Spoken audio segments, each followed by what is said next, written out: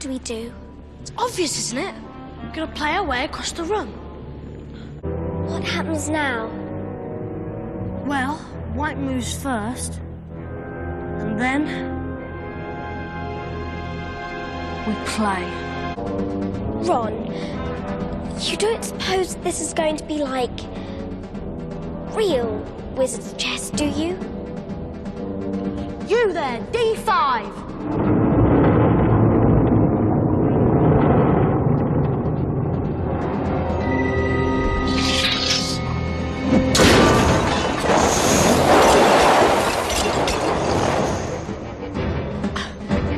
Yes, Hermione.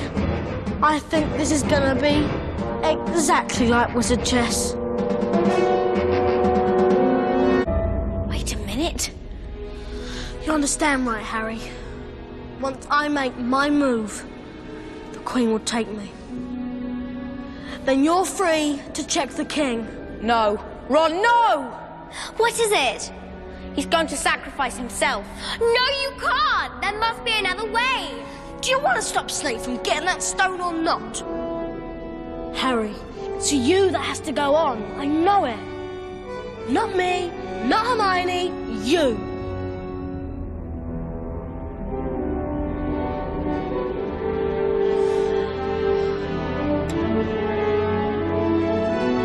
Knight to H3.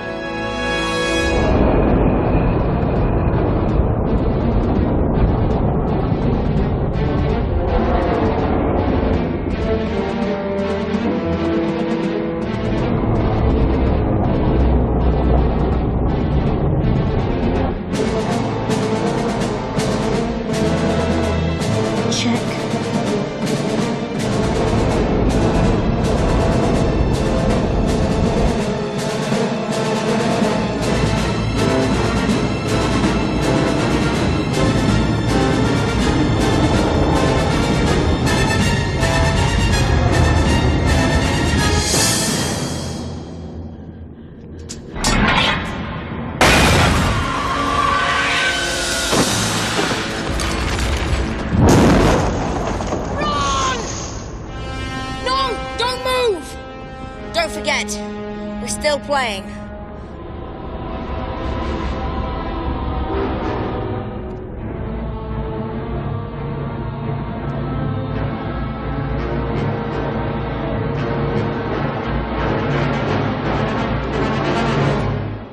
Checkmate.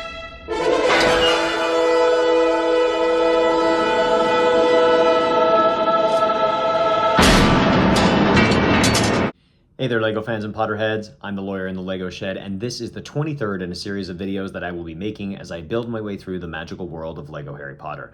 I've been collecting the Harry Potter LEGO line since it started back in 2001 with the release of the very first movie. And for this video series, I will be building sets that have been part of the more recent waves, beginning in 2018 and stopping with the 2023 releases. My plan is to go in movie order as closely as possible, so without further ado, let's get started. Today we're covering set number 76932, the Hogwarts Wizard's Chess. This set was released in 2021 and has 876 pieces with 4 minifigures. For some historical context on this one, this is a fairly unique set in the world of Harry Potter LEGO because it's one of the very few playable games that's ever been released in the line. The first one that had theming was actually through the LEGO Games line, released in 2010. That one was called Harry Potter Hogwarts, which was set number 3862. And in this game, the players would race down moving staircases through secret passageways and ultimately back to their common rooms after collecting all of their homework in order to win. The second game-oriented set that they released was an advent calendar from 2021. That was set number 76390. I've already covered this set in this series, and for those of you that have been following along, you know that I have less than positive feelings about that one. But now we've come to effectively our third game that has been part of the Harry Potter line. Another fun thing about this set is that besides being fully playable as a game, it also happens to be minifig scaled and an appropriate depiction of the scene itself from the Harry Potter movie series, specifically the scene in Harry Potter and the Sorcerer's Stone. The chess match is one of the many challenges that the trio ultimately have to face in order to get down to where the stone is held in the Mirror of Erised. This scene has been depicted in Lego only once before, back in 2001, when the line very first released in set number 4704. The Chamber of the Winged Keys. Unfortunately, the set only nods to this challenge with a single minifig and a black and white tiled floor. In my last video, I discussed how this set then works with others to show the path that the trio takes to the stone. Taking a quick tour of this one, though, we can see that it is on a much bigger scale and involves a lot more. There's two main components here, one that you can kind of see, and I'll actually clear these people off in just a second, but we obviously have the 16 figures for each of the two colors for a total of 32, and then we have the board itself. The figures are really kind of ingenious, and you know, I can kind of show you a little bit here. Maybe if I twist it to the side, you can see a little bit better. But it's really kind of an ingenious setup here of getting all these brick-built figures that look, for the most part, pretty good and pretty accurate to the movie representations. I'll start here just briefly with a pawn, since they look pretty universal across the two.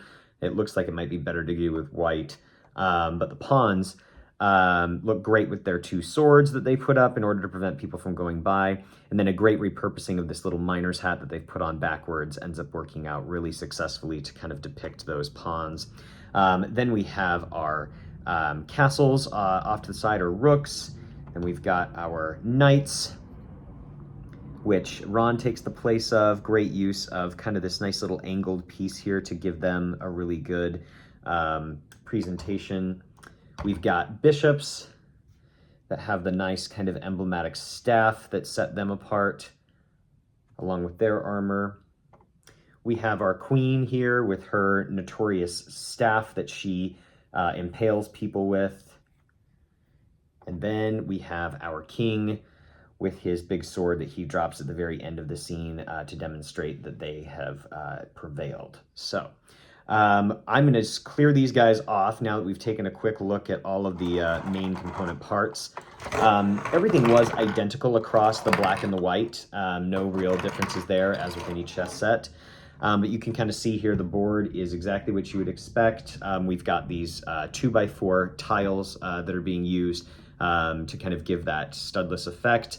A nice little nod to the movie is they managed to do the little fire element that is present around the edge of the board in the actual movie. And then I'll show you the bottom here because the construction is kind of interesting. They needed to do some level of elevation in order to get the inset or recessed floor there. But then, you know, they didn't quite fill in everything. They just went with this approach of, you know, the pressure points where you would need some additional support. So that's how the board itself is constructed. What I ended up loving about this set is I did think that this was a great way to go for an older demographic, a way to go after an adult market in a way that was compelling and interesting and giving them something to do beyond just having a set that would sit there and do nothing. It works as a reference set and then as an actual game as well, which is really fun. I also thought that the design of the individual chess pieces was pretty ingenious. As I was kind of showing you, some of them look remarkably like the actual figures in the game itself. And from what I can tell, they didn't really create any specific new pieces or anything like that to make this accomplishable. These were all helmets that existed previously, armor that existed previously. So I thought that that was surprisingly successful on this scale. And then the unique torsos for the minifigures, which we'll cover in just a second, was another piece that I really enjoyed here. Things that I didn't love is that there's not really an easy way to incorporate this into the modular approach of the 2021 to 2023 wave. This board is massive, right? It's got a ton of studs, and while it's playable and great in that regard, there's no real way to incorporate this into the castle without it kind of dominating so much movable space. Or occupying a ton of space, which makes it kind of not so desirable. My plan is actually to take some of these pieces and then a few of the chess pieces and essentially incorporate them into the modular approach by creating a little room for them. And we'll see how that ultimately works out. But yeah, I think that as far as incorporation goes, that's something that would have been nice to see here. It's not very practical from a display perspective. This is definitely one of those sets that I think just kind of like if you're willing to have it up and out and sitting there, then great. But for the most part, it's not one that you can really incorporate into your main Harry Potter display. This one is also my final complaint is one that's mainly targeted at where we end up here. So you'll remember last time we covered Fluffy, and then this time we're covering the chess set. We have a nod to the Devil's Snare in the Fluffy set. We don't have a Chamber of the Winged Keys, and we also don't have the final challenge with Voldemort. So I think for me, that was a bit of a letdown, is that we didn't have anything else that depicted the remainder of the challenges so that we could really march through everything like we did in the original wave back in 2001. Covering the minifigs nice and quick. We've got Harry, Ron, and Hermione again, our little trio. You can see Harry here. We've seen his head before, we've seen his hair before. But what's nice is this printed torso is unique. This is what he is wearing at the time. It's this unique little sweater piece, and it's even cut in the exact same way that it is in the movie, which is great. So definitely a fun little nod there with him. The same is true of both Ron and Hermione. The torso is unique so that it is exactly like the one that they are wearing, which is really fun, so that you can kind of replace them with your Fluffy set or put them anywhere else in your lineup. Show you Hermione here as well in her little sweater that has some great printing on it. So great that we've got these three that have their unique printing. What I think was a bit of a missed opportunity was we could have done something different with their faces. For example, Ron, he kind of gets an iconic little injury on his cheek that would have been great to have as an actual representation here. But unfortunately, we've already seen the exact same hairstyles and exact same faces as before. So there's not really a change there. Last but not least, we've got our golden figure for the 20th anniversary celebration. This is one of those. We get a Professor Snape. Again, I think that this is a fun idea, and he's got his characteristic printing of the 20th anniversary on the back. But I struggle again to understand why we went with some of the characters we did. McGonagall is another one that we get out of this line. So if we were going for something like the heads of houses, that would have made sense, but we don't. We have Quirrell as one of them. We have Voldemort as one of them. We have, Snape as one of them. So there doesn't seem to be a whole lot of specific practical thought as to what was going on as far as an easily discernible theme, but there we are. So I think that lands us at the end here. My overall impression is that this is a good set. It's functional in the sense that you can do something more than just have it be a set that's on display, but it would have been nice to be able to incorporate it into the actual build of the castle itself. So that is it for set number 76392. If you are interested in following along on this journey with me, please feel free to follow the account. And if there's anything else that you think I should be covering in these reviews, feel free to drop a comment and let me know. Thanks for watching, and have an awesome day.